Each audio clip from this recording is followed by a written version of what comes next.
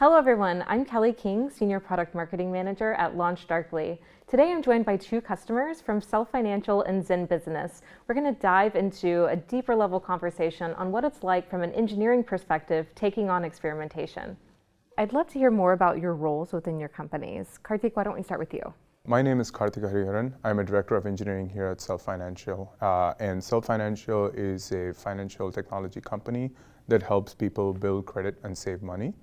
We offer a multitude of financial products for folks who have low credit or are new to credit, and kind of help them put them on a path of financial well-being. And Harrison, what about you? My name is Harrison Reed. I'm a Senior Director of Engineering at Zen Business. We help entrepreneurs build, run, and grow their business through a suite of products like money, banking, and websites. And Harrison, how long have you been a customer of LaunchDarkly, and what initially led you to us?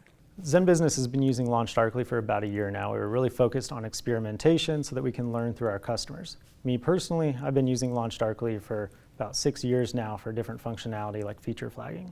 We've been using LaunchDarkly for about a year now as well, just like Harrison. And we also started using LaunchDarkly primarily for their experimentation functionality. You know, we needed a more holistic solution on experimentation as part of our platform function capabilities, and of course I've been doing experimentation for multiple years prior to that as well. Karthik, what are some of the key business initiatives at Self Financial that you're supporting, and what are some of the outcomes that you're hoping to achieve within the next year?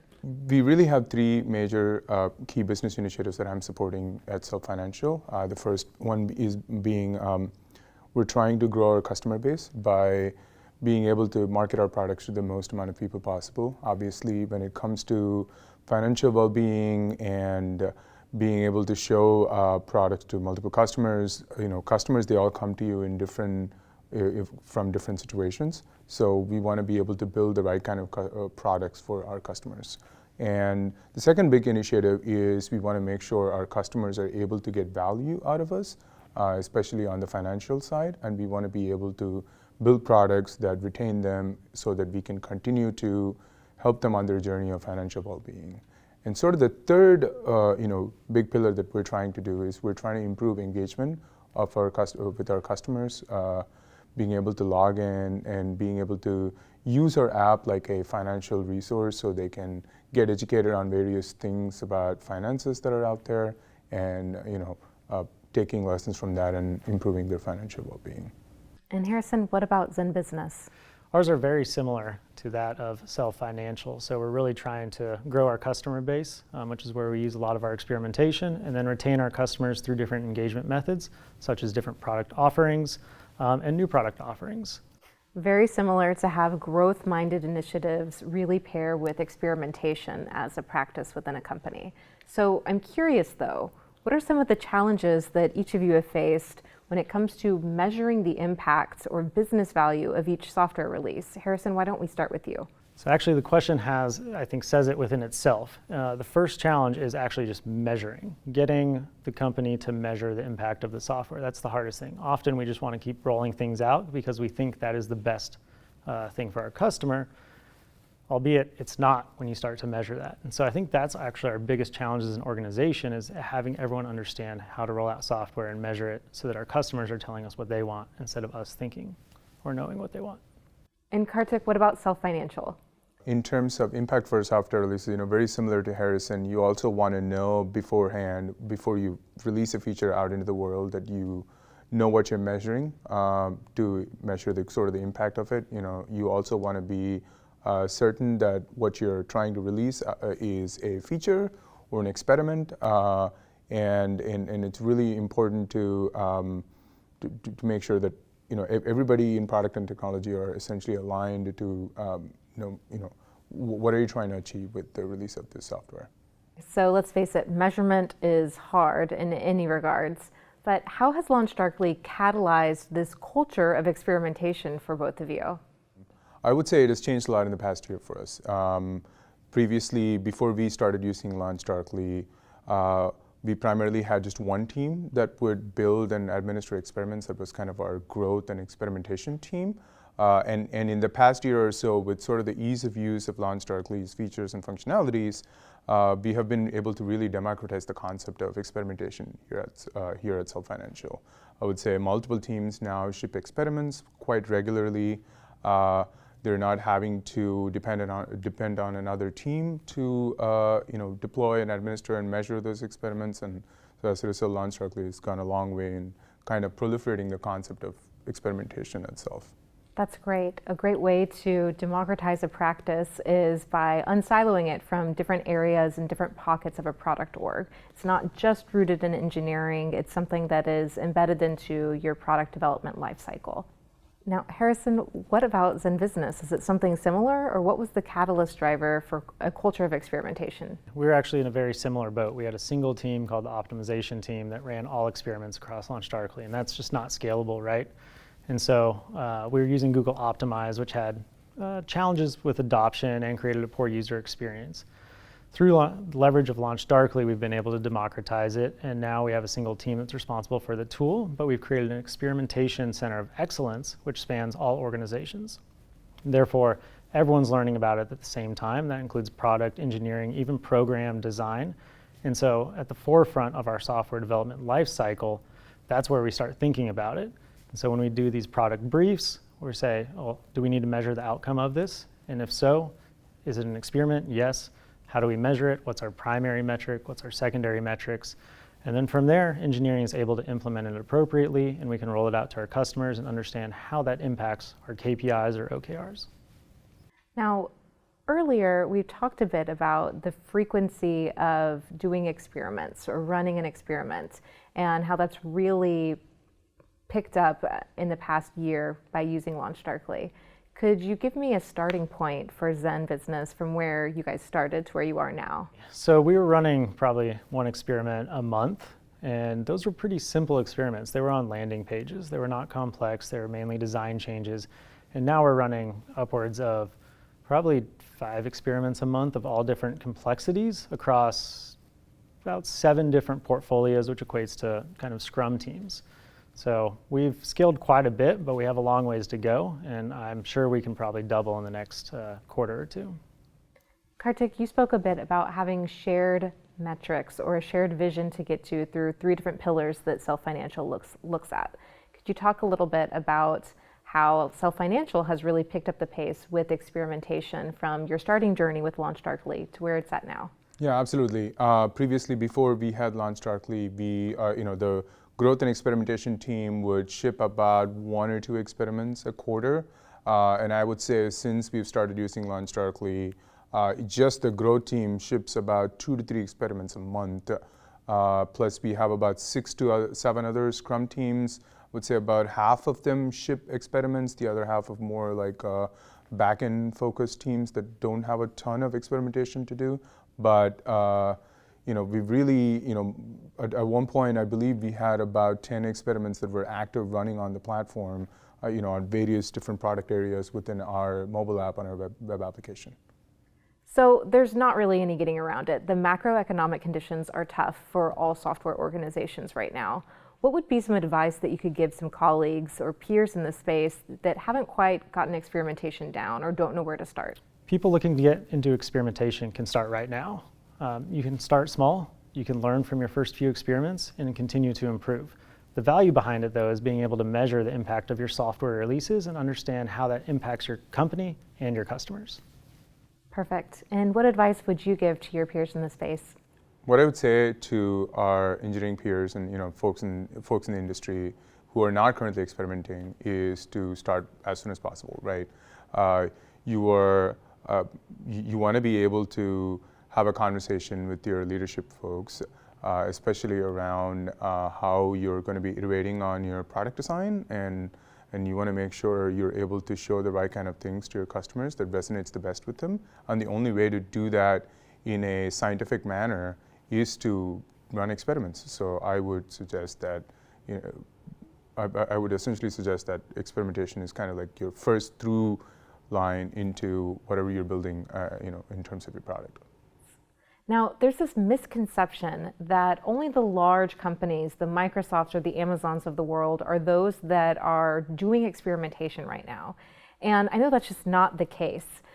Both of you have this interesting perspective on what good looks like as far as embedding experimentation into your software development lifecycle. Harrison, could you tell me a little bit more about that? Yeah, so our product development organization is exactly what it says. It's really engineering and product working hand in hand together.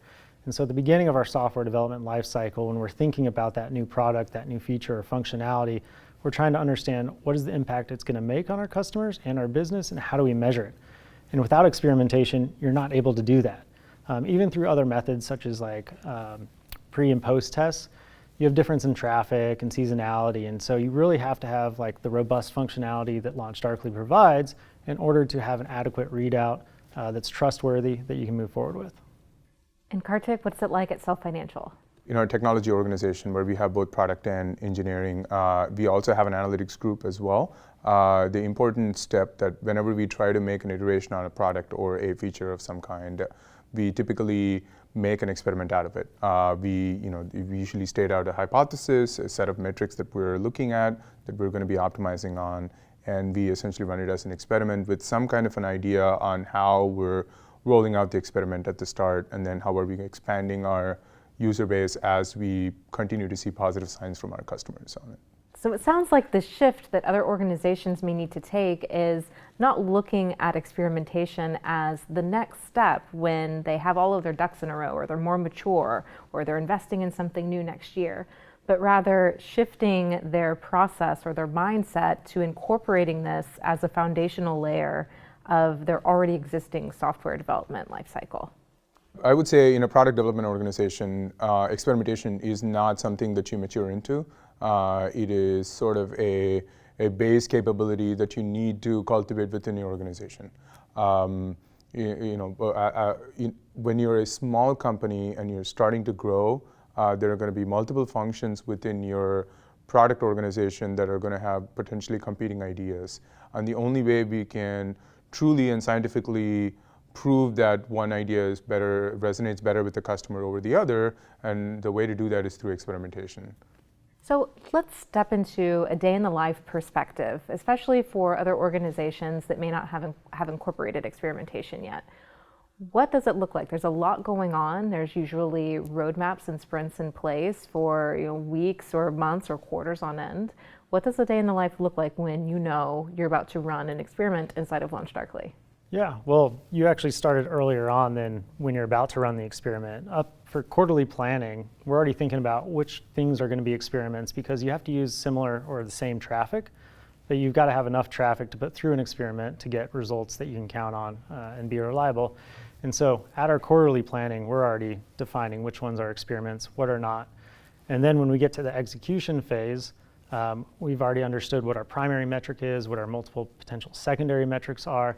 And the dev team uses LaunchDarkly and is able to implement it in a very streamlined fashion. And then we've got an all-in-one place to view the results of that experiment, which is a very simple dashboard that both engineering, product, program, really anyone can go in and use.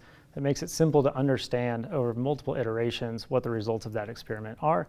And you're able to make a conclusion and then roll that out in really the blink of an eye to your customer before you even have to go hard code the result. What's it like at Self Financial?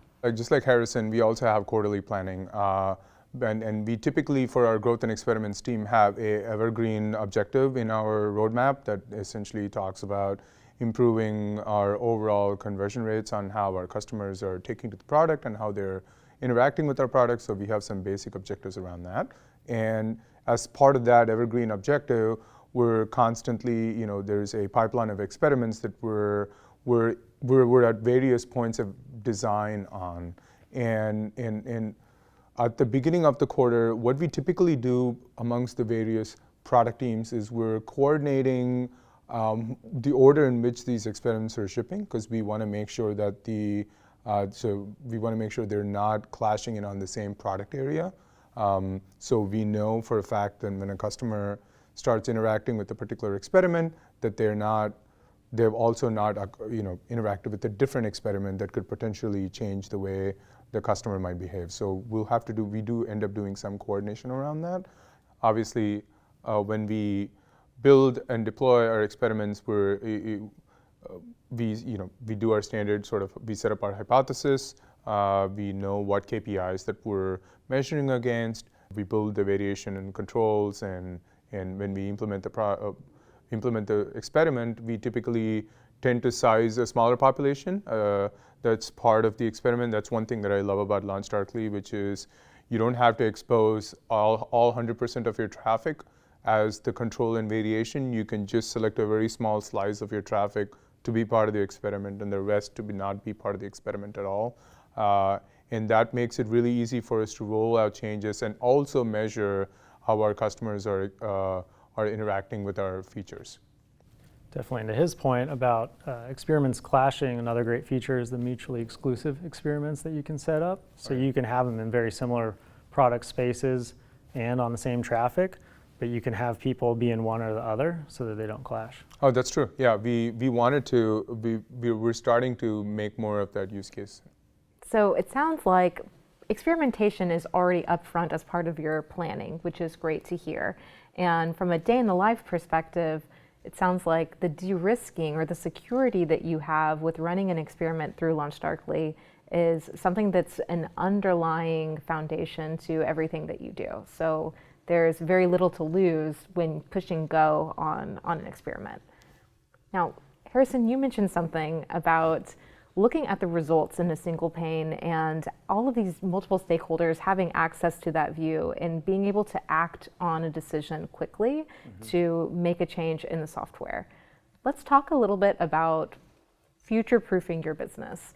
I see a lot of companies struggle with constantly looking in the rearview mirror and taking tons of time to analyze data or make sense of maybe an experiment that they've run in a homegrown solution, and wasting a lot of valuable time to pivot or make decisions on the roadmap. Can each of you give examples on how you've been able to proactively morph or change your product vision for the future as a result of something you've discovered through an experiment? Yeah, I have a great example actually. Right when we adopted LaunchDarkly, we were going through a brand transformation and we thought we had nailed it. We've got like this new logo, these new colors, we're about to roll out these landing pages, and we're like, wait, let's run this as an experiment. It actually took us 4 iterations of different brand landing pages to find the one that actually resonated the best with our customers. And that was through using LaunchDarkly, having that single primary metric for conversion. We also read out on multiple secondary metrics. But a lot of people get caught up with having to analyze the entire ocean of data. And I think LaunchDarkly really helps you nail down a primary metric through their software because you can't have more than one. And do you have any examples, Kartik, of how you've seen the future or have been able to shape the future vision of Self Financial through experiments that you've run? It's really important before you set up an experiment how you're going to measure the success of the experiment. And when you are building these experiments, you're trying to, not every experiment is going to need sort of, you have to boil the entire ocean of data that's available out there before you can make a call on it. But some experiments probably do. What's important is when we onboarded LaunchDarkly, the number of experiments where we would have to do sort of deeper insight analysis into it went down a lot, right? Like we're using a vast majority of our experiments are very straight, you ship it out and then you administer it and you keep an eye on the iterations, see how the experiment performs against control, and if you see very positive results after a certain number of samples have been hit, then the product manager essentially has green light to make that the experiment the winner or the control the winner, whichever ends up winning. But it's important to know and align with your analytics group beforehand whether this experiment is going to go for deeper insight or not. And that having that alignment is really, really critical. Otherwise, you're going to have a lot of experiments kind of just sit in the wild out there without anyone really having the authority to call it. If you need deeper insights too, you can stream all of the events from LaunchDarkly into your data warehouse, which then enables you to kind of, even if you've called a test already and rolled something out, you can do a deeper analysis on so many different facets if it's in your data warehouse, which is great. So by utilizing experimentation, making it part of your process from the planning portion, it sounds like you're saving a lot of time across your organization, refocusing analyst efforts to deeper data dives, and being able to show some meaningful wins to grow your business along the way.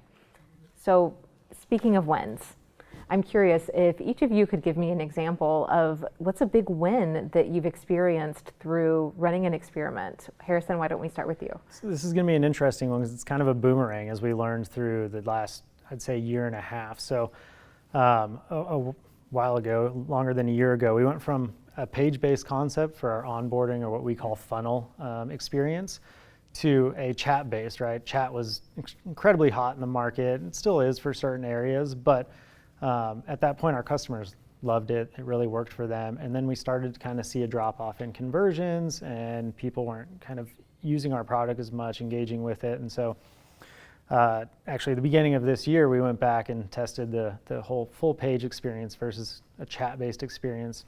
And it worked incredibly well for our customers at this point in our stage. And so now we're kind of adopting that again throughout a lot of our experiences and moving back away from our chat experience. Data proves everything, right? Absolutely. Has there been an example of that at Self Financial? Yeah, absolutely. I mean, similar to Harrison, I would say, we do have an onboarding experience for our customers, and as they're kind of moving through the screens, they see various elements that they would have to end up filling out in order to eventually get to the part where they have to get one of our financial products that will help them build credit. And we've sort of applied this iterative model where we go from the left side of the onboarding process, which is the earliest screen, and then have had to iterate all our way down towards the end of the funnel. And then, we have seen a lot of improvement in the way our customers resonate with our product in that time period. And what has also happened is sometimes you build an experiment and you ship it. The primary metric ends up being a winner, but the secondary metric, something you're looking on at the back end, ends up being not ideal. So what ends up happening is you take the half positive news that you've received, and then you kind of start iterating on that to a third version. So then you can see whether customers resonate better with that, and both the primary and the secondary metric are, performing better against the control. So each of you have experimentation as a practice so embedded within your organizations. I'm curious, how has it shifted or shaped how your product managers or technology leaders talk about planning for the future? Is it just so embedded inside of your process that it's naturally a step in your product vision and future, or has it unearthed something new that's allowed you to pivot or change directions? It has allowed us to pivot and change directions in terms of like the products we deliver for our customers, but it doesn't happen overnight, right? It's an evolution. And that's why we're experimenting. Not everyone has the right idea. In terms of embedding it within all of our teams, not everyone has adopted it yet because some people do think it's a little bit more difficult to implement than it actually is, or they're nervous that it may not yield the results that they want. But that's a big reason why we use experimentation. And it's because we don't have the right answers, right? So how has iterative testing taken your product vision further? With LaunchDarkly experimentation, you're kind of bringing the qualitative and the quantitative together. Our qualitative data, where we interview customers who use Self and interview people who potentially could use Self, we get a lot of interesting user feedback from them on how they perceive the product and how they interact with the product. And that kind of helps us map out our product roadmap strategy for the next few quarters or so, right? And then you may not be able to get to your final goal immediately, but LaunchDarkly kind of helps with the aspect of quantitatively finding your way to the end of your product into implementing your product roadmap strategy. And that's kind of been a huge help to us, because not every piece of qualitative feedback you're getting is going to necessarily resonate with everybody in our customer base, but it gives you just an overall blueprint on how to go about implementing things. Perfect. And what about at Zen Business? I'd say prior to experimentation, and not necessarily at Zen Business, just in the industry, people debated, right, over what's going to be better or what's not. And so I think experimentation has enabled you to not have a perfect roadmap all the time, but put your best foot forward and learn from your customers. And I think that is one of the best benefits behind it. Excellent. So it sounds like product experimentation has been such a catalyst and growth driver for each of you in your respective journeys. I'm curious, it's the question that everybody wants to know. Then why LaunchDarkly? What do you love about product experimentation with LaunchDarkly? They make it simple. I mean, it's the easiest answer, I would say. It's simple, it's trustworthy, it's effective, it's performant. I mean, there's so many words that I can use to describe it, but making it easier for our organization to adopt, which is the end-to-end life cycle of experimentation, from upfront planning, which you can do in LaunchDarkly, putting in your hypothesis, selecting metrics, to the implementation, all of the different SDKs, to the push model. So when you change a feature flag within LaunchDarkly, within milliseconds, it's in your product, impacting that experience, to the results and readout. I mean, just the end-to-end life cycle is so much easier with LaunchDarkly. Kartik? LaunchDarkly is very developer friendly, and one of the core tenets of what we were looking for an experimentation partner was to find a tool that was very developer friendly to us. Obviously, it's also very easy to use for our product folks and our engineering folks as well. And I would also add to that, it takes a lot of the plate off of our analytics teams. So they're much more focused on doing deep insight work, where they are looking at the data and coming up with interesting insights from the product, and kind of percolating that up to our product teams to give them suggestions on what their next set of iterations should look like.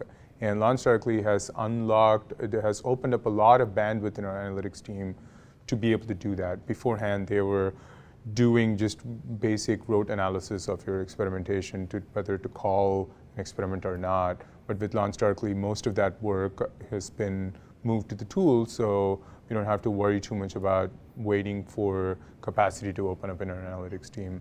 And of course, it's very performant, like Harrison said as well. Really easy to use. The SDKs, we had when we were kind of working in the initial phases, we were able to spin up a experiment fairly quickly in our test and production environments, and that really impressed us in the original sort of onboarding process for LaunchDarkly. Well, Kartik, Harrison, thank you both so much for an incredible conversation demystifying the perception versus reality gap when it comes to product experimentation. Thank you for having us, Kelly. Absolutely. Thanks everyone for tuning in. Stick around. Up next, we've got Snowflake, Census, and Sprig diving into data and what it means for you.